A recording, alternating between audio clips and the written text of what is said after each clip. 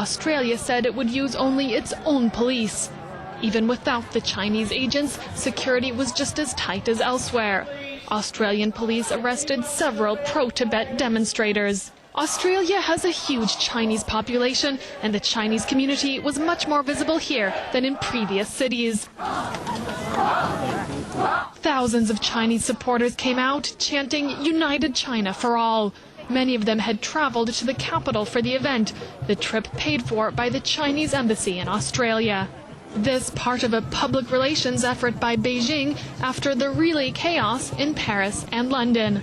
The final torch runner was Australian Olympic swimming champion Ian Thorpe. He lit the Olympic cauldron in front of a crowd waving Chinese flags in Commonwealth Park. Canberra marks the 15th out of 19 cities for the torch before it heads to China on May 2nd. Now to the Middle East, and Israel may be willing to give back the Golan Heights to Syria in exchange for peace. That's according to a Syrian cabinet minister on Wednesday.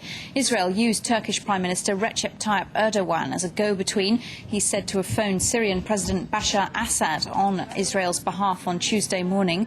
Israel seized the Golan Heights from Syria in 1967, and the two countries are still technically at war over the issue, though both recently spoke of their desire to resolve it. Meanwhile, the head of the Palestinian Authority was doing his bit to revive the stalled peace negotiations in Washington.